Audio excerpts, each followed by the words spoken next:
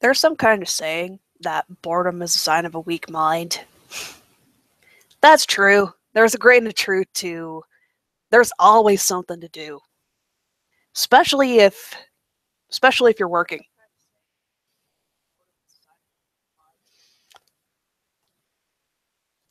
Well, I'm not the kind of individual that can scrape up something constructive to do, or if I know there's something constructive to do and I have to do it, I'm a lot less likely to actually do it.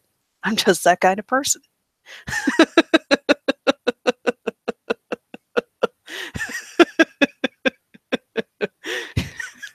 I'm bored right now. TLDR, or is there an audio equivalent to that? I'm bored. So I decided to start up a live event and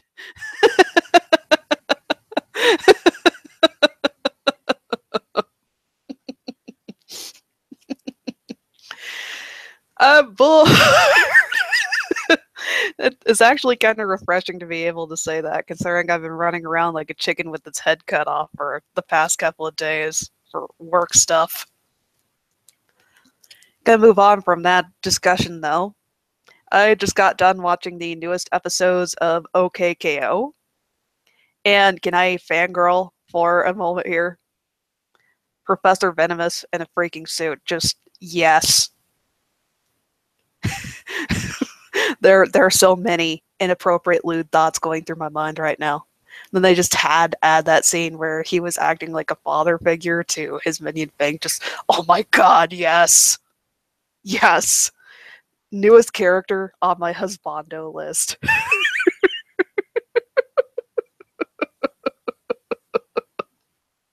That's practically the entirety of my thought process while I was watching this new episode. That and I am liking the idea of the crack ship, Boxman, and Venomous that much more. Yes, I'm one of those weirdos. I also ship Joe Cuppa, the guy with the mug for a head, with Manly Cupid. I like that one too. I think there's a lot of humor potential just in playing with them as fan-made crack ships. I'm not hell-bent on seeing this kind of stuff become canon. I'm just one of those weirdos that plays with the idea. I'm just going to go ahead and be horribly honest here. I have nothing constructive or okay, I'm gonna move on because otherwise I'm probably going to be just making the comment. I'd probably just be going like, "Oh my god, Venomous, he's so hot" for 10 minutes. I'm that kind of person. Moving on to a different topic though. One of the biggest points one of the biggest points I gathered from the episode. Point is still a thing. Apparently, they have a new roster of superheroes. Curious to see where that leads, and if you have some kind of thing, or whether they followed up on whether or not Gray Man got his powers back, or who the new superheroes are. Well, the previous episodes show that Carol has some kind of deep, dark secret. There's more connection between Professor Venomous and the shadowy figure. Some people are saying that Professor Venomous is a shadowy figure. But I don't know. I'm not really in that particular camp or behind that particular fan theory. It's just as likely that they might pull the god awful, oh, he has a secret evil twin that overshadows him. he's got he's got an eviler twin brother, something like that. Who knows? Whatever the case, we know that nah. Yeah, it's probably going to be the obvious. Professor Venomous is a shadowy figure. But no, I'm tentative to go with that route. A couple of people pointed out that the character designs are slightly different. The biggest thing is that he showed some interest in the Glorbs. Fink uses Glorbs. She has the same turbo thing as the TKO set of shenanigans, or that whole can of worms.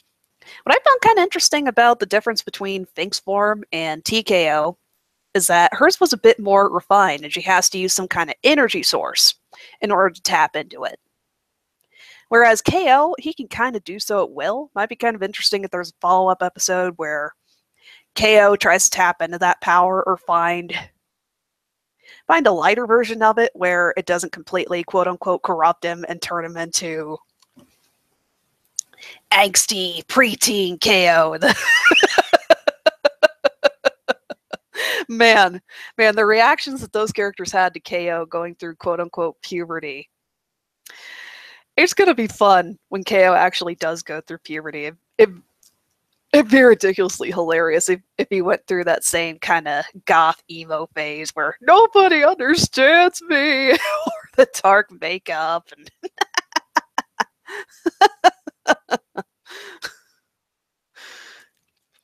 And tangent aside, this episode just thinks Turbo Form is either pointing at Venomous as a red herring for shadowy figure, or pretty much just confirming it.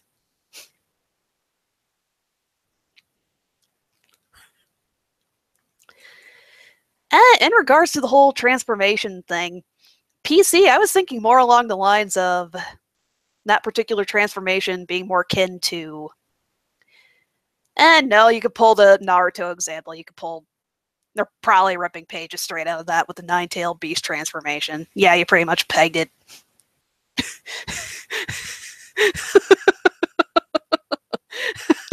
God, one of my favorite things about this show is just how obvious of a Naruto fan Enid is, or rather just every other part or aspect of her character inspired by Naruto. Like, she has Shikamaru's shadow clone jutsu, or there's references to that. She has pajama pants with frickin' shuriken on them. Second first date, the thing that I honed in first before all the shipping stuff were the manga Enid was carrying around. There was one with two characters that look suspiciously like Naruto and Sasuke on the cover.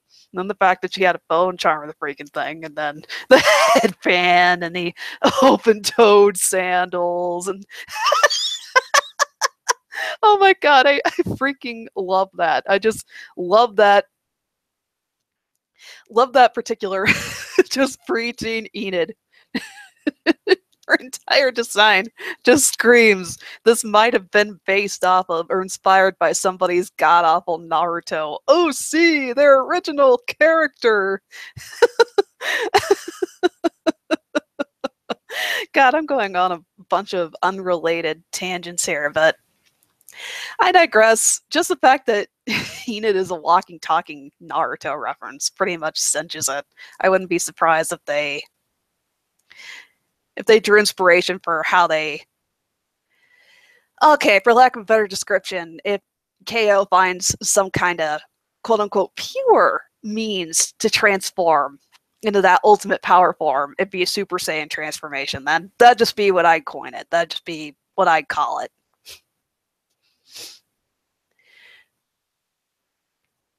Just thinking about it, this show uses a lot of references. It's kind of interesting to think about. They're probably in production for season 2 right now, making episodes. And while this is going on, we have Dragon Ball Super premiering. Wouldn't it be pretty great? Wouldn't it be pretty great if future episodes of OKKO shamelessly referenced or kind of poked a little bit of fun at Dragon Ball Super, like the latest transformation that they had that's not really a Super Saiyan thing, but it's some kind of state of mind or something like that. Just for the record, I need to get caught up on Dragon Ball Super. I've only heard my boyfriend yammering about this particular form, but I wouldn't put it past the crew of OKKO to take notes and poke a little fun. Might be kind of interesting. I'm almost half tempted to just get caught up on Super to take notes on Goku's latest form and make some kind of rambly fan analysis thing saying, hey, this is how these ideas could apply to transformations or power-ups in OKKO.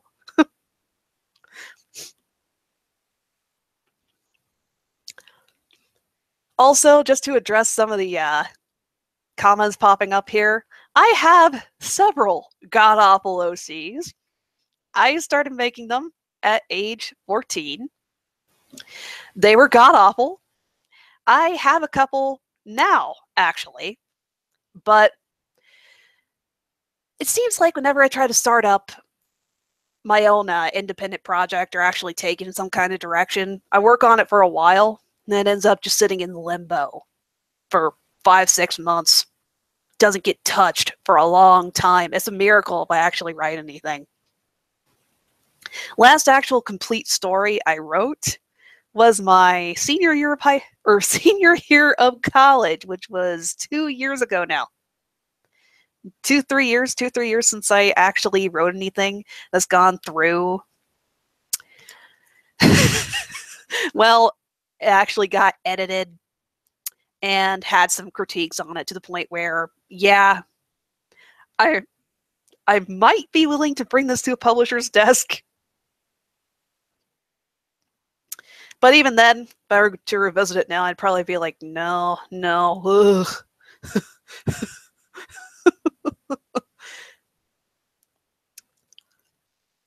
Also, in regards to some of the other comments that popped up here, I don't think KO is too young of a character to really be discussing sexual orientation. I'd rather that's something just no. I kind of low-key ship KO with Dendi, but more like I think it'd be cute to see them get together if they were a bit older. Right now, no. As for gay characters on the show, Enid. Enid, definitely.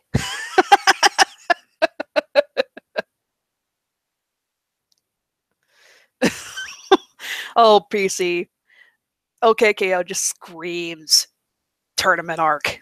It just screams it with what kinds of background characters they have, what kind of potential they have for designing a bunch of strange, ridiculous characters. You have an anthropomorphic skeleton. You have anthropomorphic bears and other stuff, aliens from other planets. Oh yeah, there's a bunch of interesting stuff they could do, and so many kooky characters that they could bring onto the screen and have face off against each other, and some fun stuff they could do with the choreography for fights and such.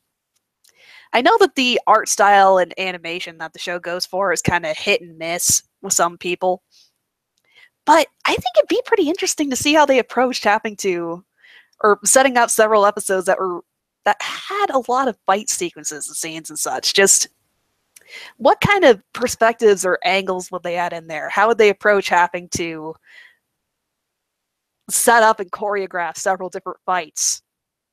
We've seen some of that. They do a pretty good job for the most part, but this would really amp it up and really be a challenge. You'd have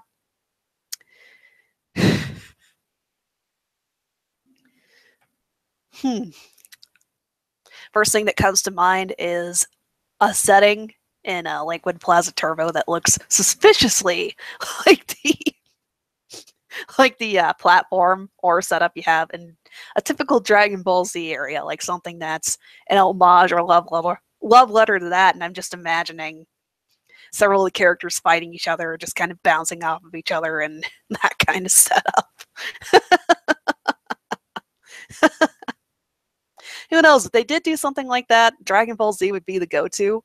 But it might be kind of interesting if they pulled a wild card and had a setup like in My Hero Academia or something instead, like subverted expectations. And actually thinking about it, making something that looked like it could be a background or setup in Naruto or Dragon Ball, that would be the expected course of action. It'd be a bit more interesting. That's just me though. It probably is going to be one of those two if they even do it though. I think I just like the idea of OKKO pulling references or doing a few parodies of more contemporary anime and cartoons and such.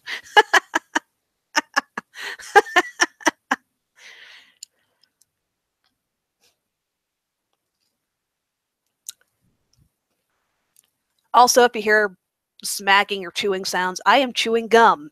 That's a horrible thing to do while you're talking into a microphone, but this is not This is not meant to be a professional, quote-unquote, high-grade video. Just something I'm doing last minute, so I'm gonna go ahead and chew my gum.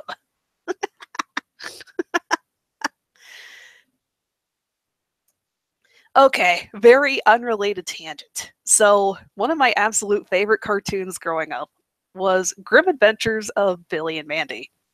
I I am very nostalgic for that particular cartoon. It was the one cartoon that would get just about everyone around the TV at home.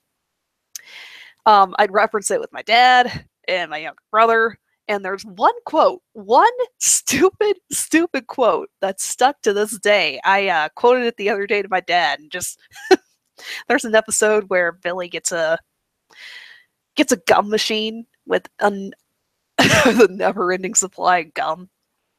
Grim tells him, "Don't swallow the gum. Whatever you do, don't swallow the gum." First thing he does after he has a great big bunch of gum in his mouth, he goes into the woods, sits down somewhere, and says, "This is an awesome place to swallow my gum."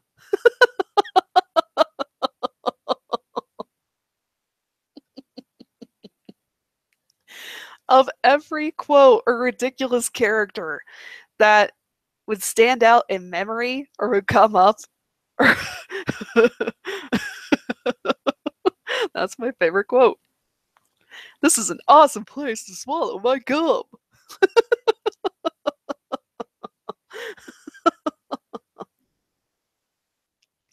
Also, PC, hell yes, I plan on seeing Coco. Keeping a keeping an avid eye out to see when that comes out. Ah, since you bring up the Book of Life, okay, I'm gonna go ahead and go on a bit of a rant here. They are two very different movies. They're not. The only thing that Coco and Book of Life have in common is that they center around the holiday El Dia de los Muertos. The best analogy or description I've seen for this is, think of two different Christmas specials. Yes, they're going to have several themes, characters, and ideas in common, but they're distinctively different because of how the plot's set up, what characters are involved, etc. The big thing is, the Book of Life and the upcoming movie Coco are probably the first major movies to come to American theaters that center around the holiday, the Day of the Dead.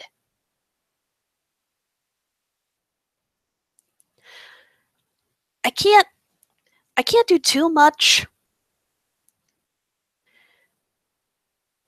Okay. Also, in regards to overall premise,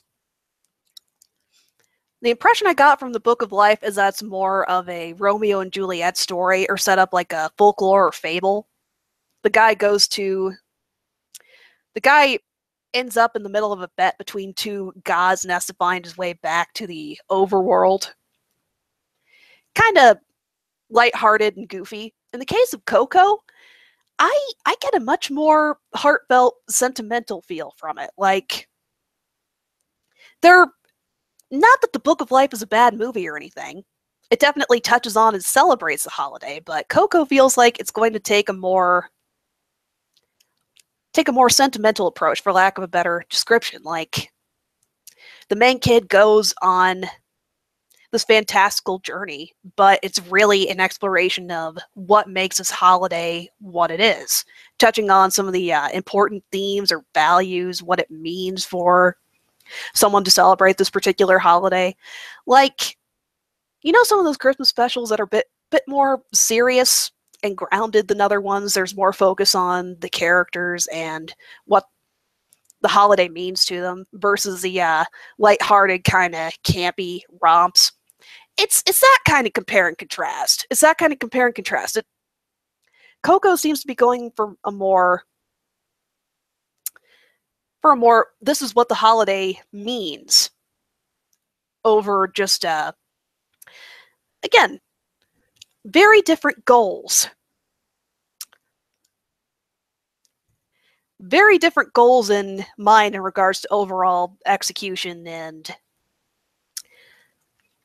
I'll come back to this after I've actually seen Coco in theaters. Definitely going to see those two. Definitely going to watch Book of Life right after, that's for sure. I'm personally kind of hoping that this sets up a trend that more animators will make more movies and such based on El Dia de los Muertos. Specifically, just, yeah. And don't get me started on Book of Life. The entire reason I went to go see that in theaters is because I consider the art director behind that one of my personal heroes. He was the guy that made El Tigre, one of my all-time favorite cartoons because of how much energy and life is in the animation and art style for those characters. It's such a bright, energetic, and fantastic cartoon. It's an homage to Mexican history and culture, taking inspiration and cues from masked wrestling. It's just a fantastic cartoon. Just watch some of that, and it is just my breath is just taken away seeing this guy's art translate from 2D to 3D. It is just gorgeous. Just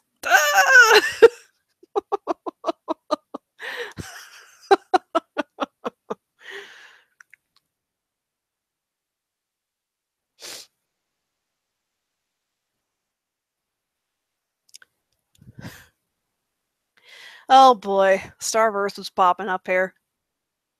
I'm just going to say this much right now.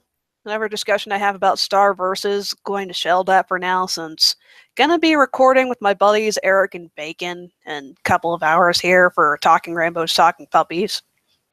Also, going to be having another Starverse discussion on Sunday with PC the Unicorn.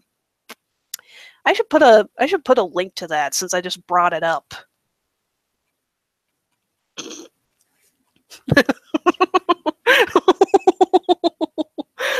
Actually, PC, have you posted an announcement for this particular podcast? I'm sorry. I'm sorry I got distracted because I went to another tab to start looking for this. And okay, so I found this incredibly dumbass post on Tumblr. It's one of those horrible motivational memes with the minion, minion from Despicable Me. Like the badly pasted text and stuff. Just somebody posted this really snarky, sarcastic description with it, and somebody else reblogged it saying, "I want a dramatic reading of this." And as soon as I saw it, I'm horrible. I I reblogged it and said, "How much would it cost to get a dramatic reading of this?" I've asked both Eric and my younger brother about what it cost to get him to do a dramatic reading of this. One guy has that kind.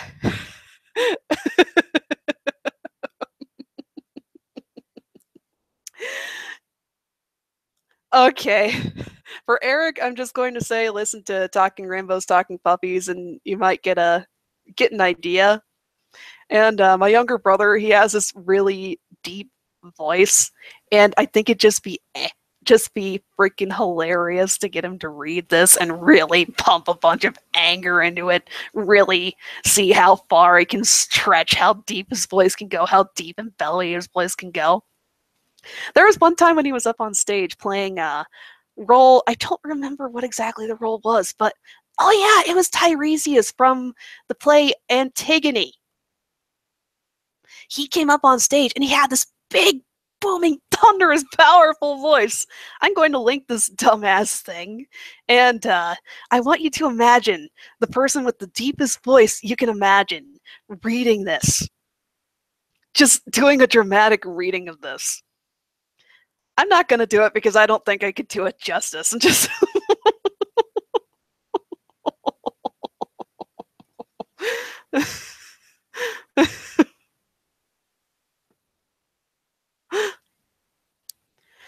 okay, give me a minute here. Okay, I just found it. Okay.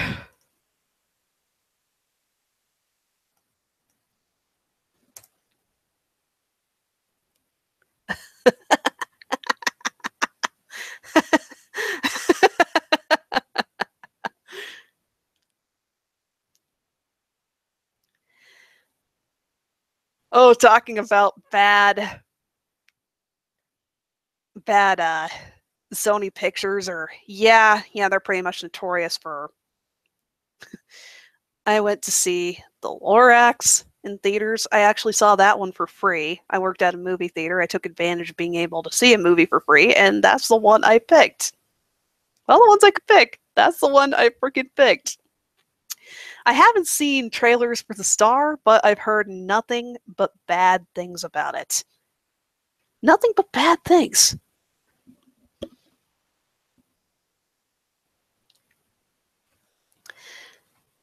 Okay. PC just sent me the link to the thing I was talking about earlier. Going to recap it again since it got lost in discussion of minions and other stupid shit. Going to discuss Star Versus on podcast. Going to be talking about the moon symbols on Marco's cheeks and other fun stuff. I'm going to say this much right now. I'm going to wait a while before discussing any of the shipping stuff. The only thing I really have to say about the past couple of weeks of episodes, besides what I've posted on my own Tumblr blog and stuff, I feel kind of bad for Tom. I feel pretty bad for Tom. Just, oh, man.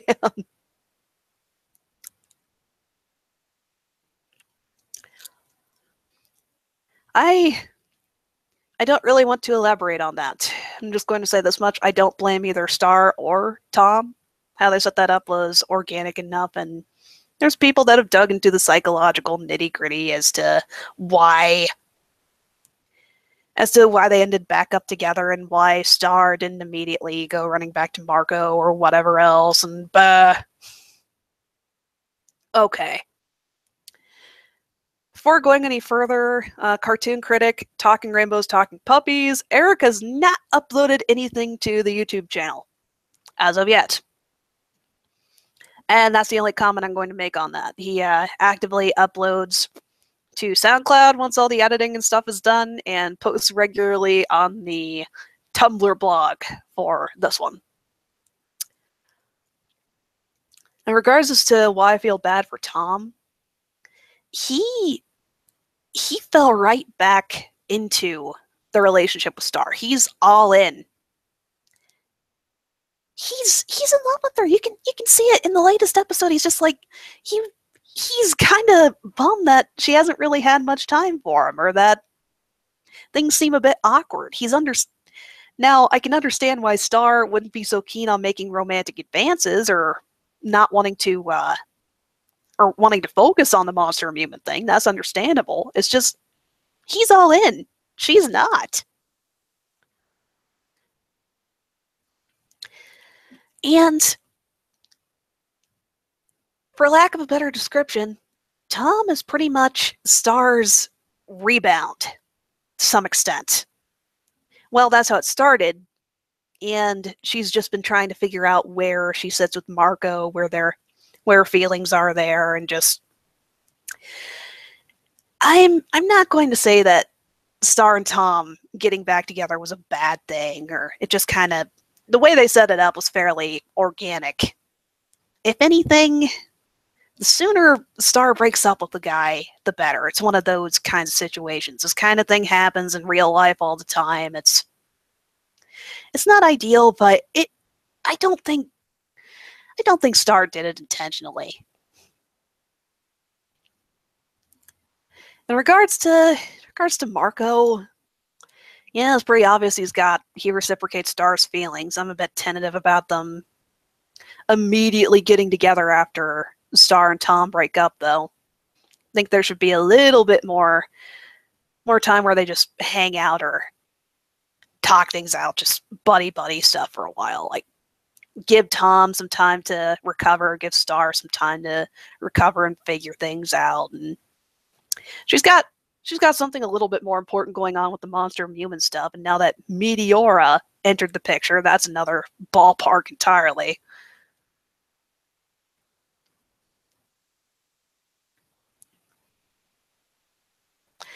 PC.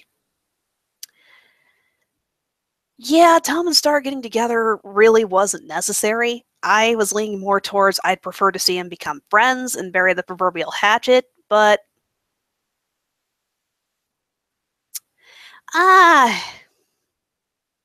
yeah, kind of mixed feelings on that particular plot point. It was executed organically enough that I can't give the writers a hard time about it, though. I just feel bad for Tom.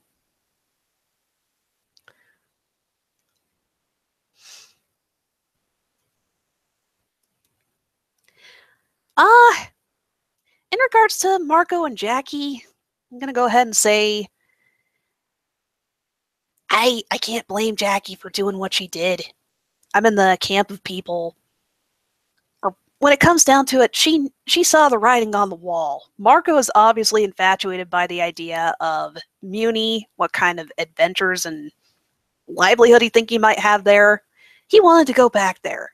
He was drawn there like a magnet. And if he'd continued staying there and they continued trying to pretend that things were okay, like they could just continue hanging out and it'd just be resolved with talking things out or hanging out, no, that wasn't going to do it. The writing was pretty much on the wall. She gave him an out to give things a clean break and end things before they get really tense or angsty or anything. Jackie is ridiculously mature and insightful for her age. Out of the two, I feel a lot worse for her than for Marco. Marco's figuring some stuff out. I feel kind of bad for him, but he's going through a rough patch. He'll come out okay. Jackie, on the other hand, somebody really spelled it out in one of their posts where they were saying, look at how much she was trying to do, man. She gets involved with Marco, but there's still another gal in the picture. He and Star are ridiculously close. She tried to get along with Star to make things work, and then Star drops the bomb. Hey, I have a crush on Marco, and just that it just wasn't gonna work out.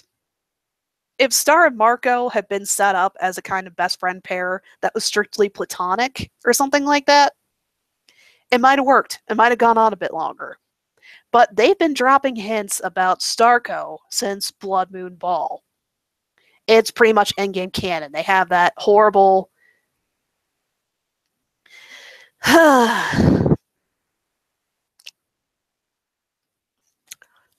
they just I'll just come right out and say it. I have mixed feelings about Starco. It's not my it is not my favorite. I was gung-ho and on board with it, but due to personal reasons, it reminds me a bit too much of someone that I knew in high school and stuff like that, so that's why I'm not too much on board, but that's me.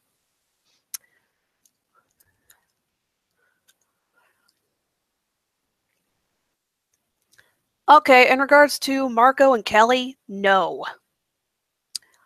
Those two are just friends. I interpreted that scene where they were watching the fireworks and stuff together kind of shipbait, but more they were just comforting each other since they were both going through a rough patch and having a rough time.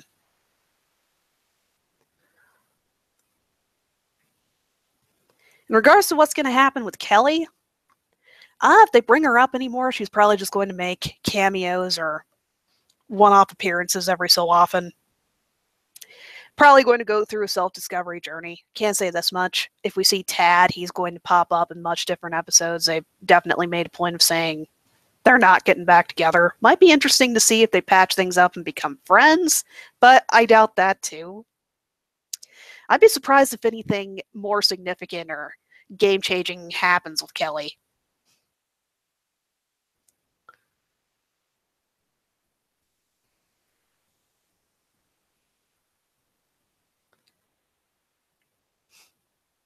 In regards to Marco's wand, I like the design for that. And in regards to that particular sequence, PC pretty much pegged it. The moon marks on Marco's cheeks, the fact that he can use a wand and get that kind of reaction or get a transformation sequence that's parallel or similar to Stars, it connects back to the whole blood, moon, brodom connection, that whole spiritual connection and the symbolic stuff and what da da da magic giggly gook. There's one thing I do want to add, though. Remember the ominous Mariner, PC. Remember that dude, the weird voice that's probably the ultimate Starco shipper in show. They made a point of showing that Eclipsa had a series of mazes, secret mazes and corridors hidden behind portraits like that in her castle. She's connected to the Blood Moon stuff. She's connected in some way. I'm just not sure what it is yet. That's why they made such a big deal about the ominous Starco shipping Mariner.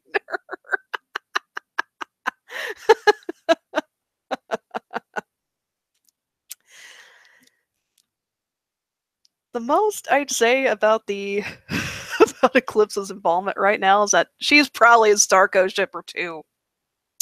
Probably that's the one thing she has in common with Moon and River right now, that she probably ships Starco. God. Barf.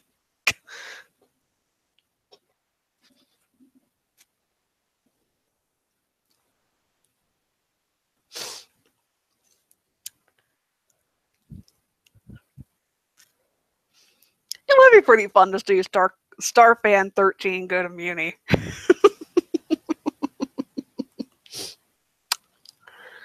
So many shenanigans that pop up with that. That'd just be a fun, ridiculous episode.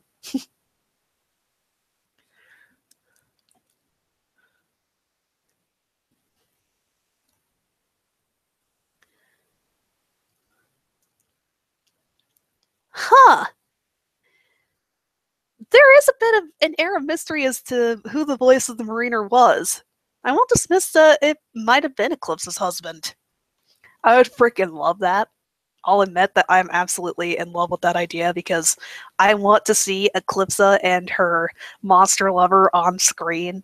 I want to see how that happened. I want to see it so bad. I want it to be this ridiculously cute love story, but of course it'd be tragic because I had to keep it secret, and then there's a whole oh man, the thing with the Miss Heinous / Meteora is going to be another can of worms. I am not looking forward to that, but that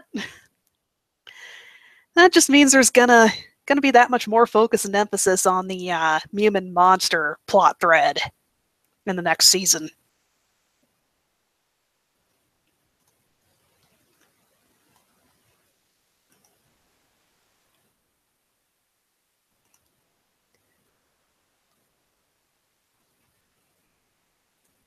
Did I link the thing? Excuse me.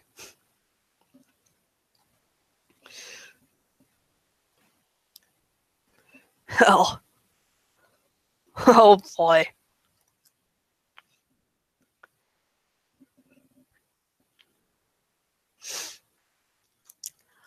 Well, honestly, I'm on the same page as you there.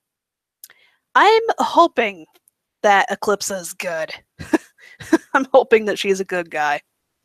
I'm hoping that Meteora can come around too. I'm expecting her to be the major antagonist for the next season.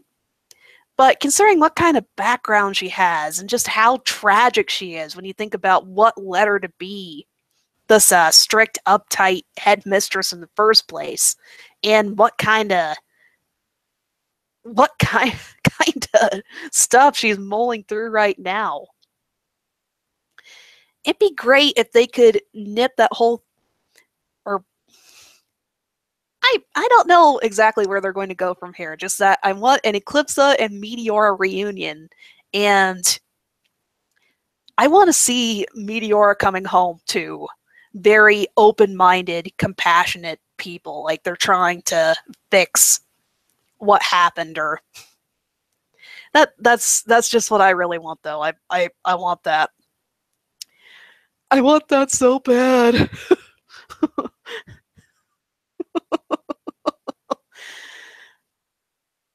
Honestly, if there's any ridiculous fan theory I'm playing with, it's that Meteora isn't the big bad. The next big bad is going to be Mina Loveberry.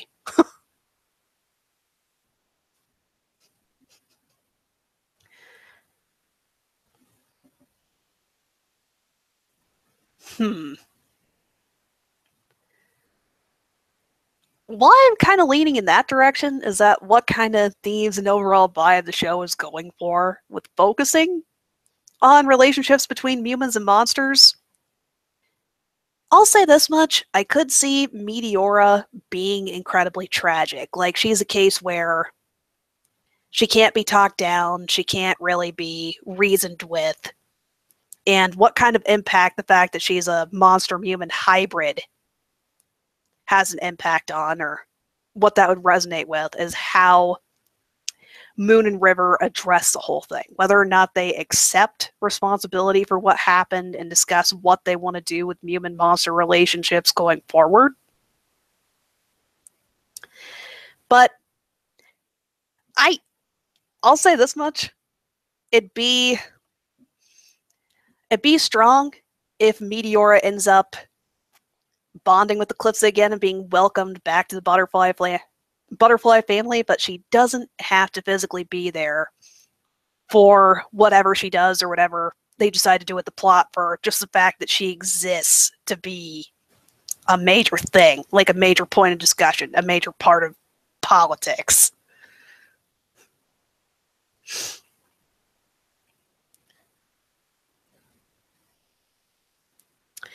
Well, that's in regards to Meteora. There's a lot of questions around her, like how,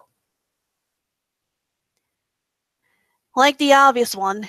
You're probably you're probably thinking of exactly what I am. Like, is their DNA compatible? Oh God, that's another can of worms. No matter what pops up, no matter what comes to mind, is just tragic. Just what kind of tragedy surrounds this character is exactly why I'm so against the idea of her outright being the big bad. I don't know. I guess it's just easier to point at Mina Loveberry and say, hey, there'd be tragedy that come with her, considering that she's pretty much insane.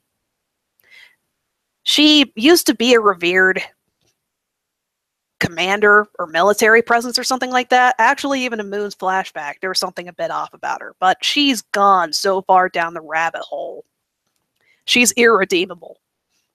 And she has it out for monsters. She will go to extremes. In the case of Meteora, she was outright ready to kill her. There's that, and there's the fact that the Magic High Commission is tracking her down.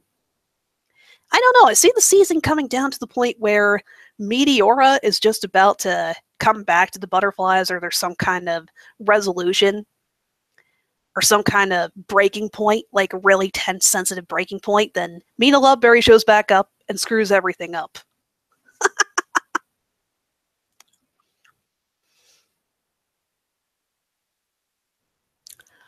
That's just my guess, though. I may be completely off base about this. We'll see. There's a lot of different directions that the next season could go. That's that's just it.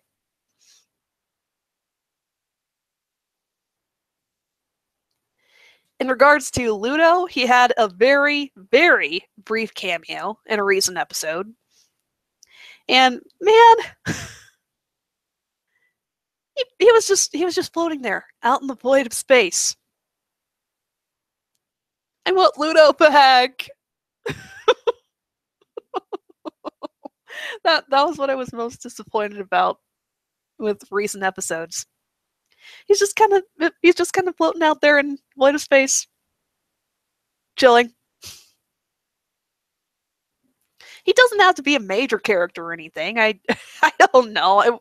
I'd be happy seeing him just wandering around out in the woods with Eagle and Spider, left to his own devices. He seemed pretty happy being the self-sufficient survivor out in the woods or out in that icy tundra. Kind of like the idea of Ludo deciding to return to nature and just kind of live off the land, like being a nomadic kind of figure. Him making amends with Dennis and Dennis coming to check in on him every so often. Them sharing a few moments like going fishing together, bonding with the Ludo's strange pets, that kind of thing.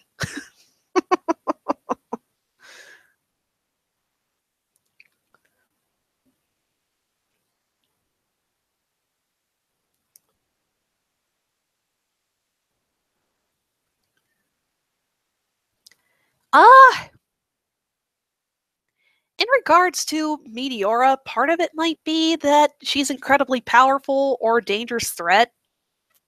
Though I think the bigger part of it is that she's an abomination because she's part monster. So many... Star was surprised to see that she exists. What will be the game changer is what Moon and River's reactions to Meteora are. Do they know that she exists? Just how much of a well-kept secret was she? In regards to the butterfly bloodline, there's been several people playing with the idea that Eclipsa was Vestivia's sister, and that it was Vestivia that kept the bloodline going, and it was her kids that succeeded the throne, that kind of thing.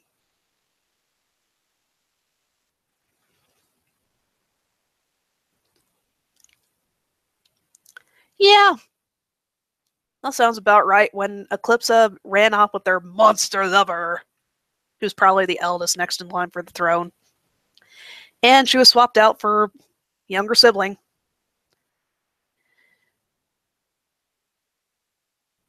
Would be kind of interesting to see that kind of dynamic. Like butterfly siblings, one is next in line for the throne, the other isn't.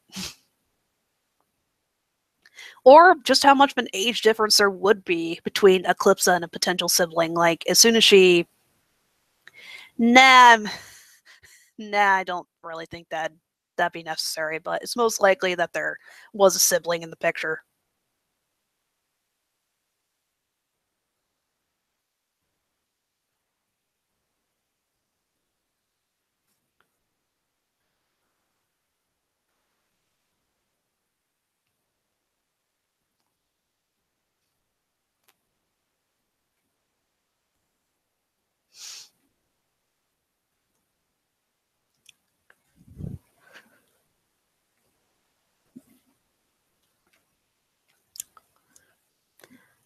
Okay, in regards to which episode had the Ludo cameo, give me a second, I'm going to look up the episode list. I'll have to get back to you. Man, it's 10:20 already. Excuse me. Again, I'm chewing gum. Chewing gum right now. That's part of what some of the weird noises are. Okay, Star versus episodes. When it comes to discussions like this, discussions or even typing up my rambly crap, I like to have the list of episodes up. It jogs my memory a little. Okay. Ludo's cameo was in Nightlife, I think. That's season 3, episode 13. Lucky number 13. And in regards as to why Ludo was floating around in space, in the TV movie, or rather the first four episodes of season 3, after Ludo was dethroned and went through all that business with Toffee possessing him and all that stuff, he decided, I'm going to go on another self-discovery journey and asked to be thrown back into the void of space. Void of space for another. Yeah, Ludo's just going through a rough patch right now, or he's going through some kind of introspective journey, and it's the best way to do so is floating around in space. Ludo needs to sing darn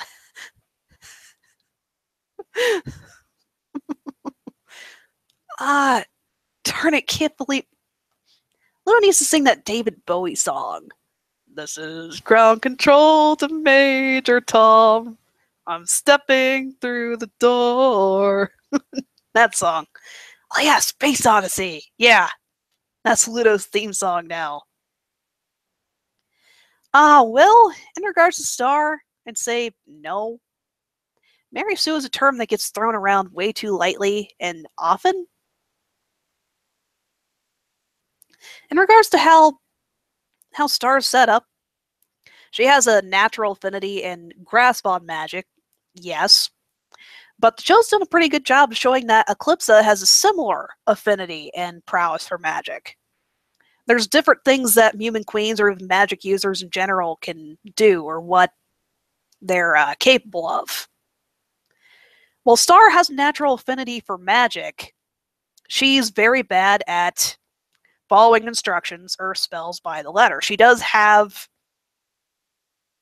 restrictions on what she can or can't do. So if there was a really complex spell that she needed to perform that involved a lot of specific poses and incantations and discipline and such, it'd take her a while. Also, she's a pretty flawed character. She's reckless, pretty stubborn. There's a whole thing with Tom right now where she's trying to figure out or iron out her feelings. She's a three-dimensional character with a divine personality and traits. So I'd say no. The best description I've come across for what a Mary Sue is not an overpowered or super powerful character. It's a character that's set up or written in such a way that everything in the universe bends over backwards, back towards them. Like they're a black hole. Everything has to be centered on and focused on that specific character. So going by that description, no, we have several Marco specific episodes. We've had a Buff Frog episode. There's other episodes that touch on what the other parts of Muni are, or what the other aspects and parts of the world are. It's Star's story, but she's not the center focus of it.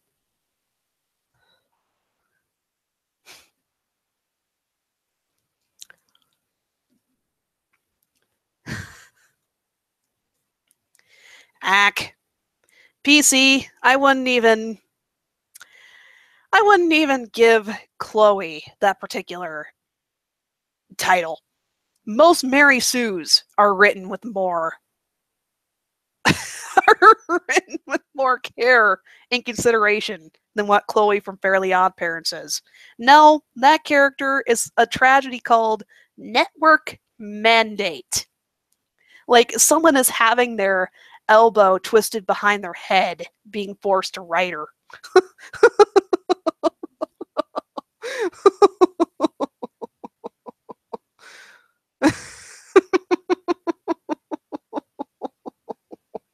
Oh man.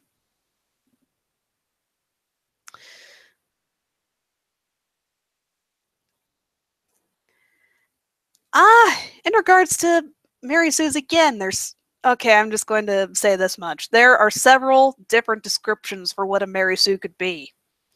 It's pretty much subjective between different people. The reason why I picked out that particular description is because I prefer that one. There's such a thing as very powerful characters. Like, there's Goku in Dragon Ball Z. What saves him from entirely or outright being a quote-unquote Gary Stu is the fact that there's other characters, there's episodes focusing on the other characters. There's more going on around him. Hell, the new arc has other Super Saiyans that seem to have the same kind of prowess and affinity for picking up and mimicking moves that he did in Dragon Ball. Overpowered doesn't necessarily equate to Mary Sue. Badly written doesn't necessarily... Okay. I'd say it really does bend back more to how the character is written. That's just my take on it. Take it with a grain of salt. You can go by whatever description you think fits best. Again, this is just going to be a subjective conversation different between various people. I'm just explaining why I prefer that particular description.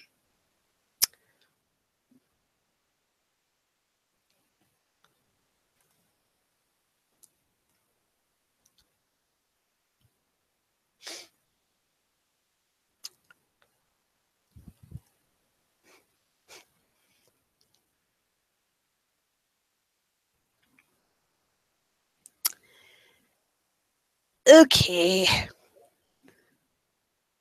Holy crap, I've been on here for close to an hour now. Okay. I'm sorry to cut this off so abruptly, but gonna switch gears here and switch over to doing something else. I think my buddies are planning on recording pretty soon here in the next half an hour or so. Also, don't want to burn out too much on Star versus discussion since, again, going to be on 2 different freaking podcasts talking about it, so.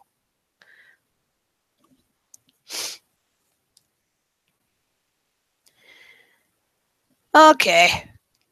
Bye, everybody. Also, going to have a more open-ended podcast on Headcanon Hive. PC put a pin in that particular question about Disney cartoons. Definitely want to open the floor on that with some co-hosts and stuff. That could be an interesting topic. I'm definitely gonna save that. Good night.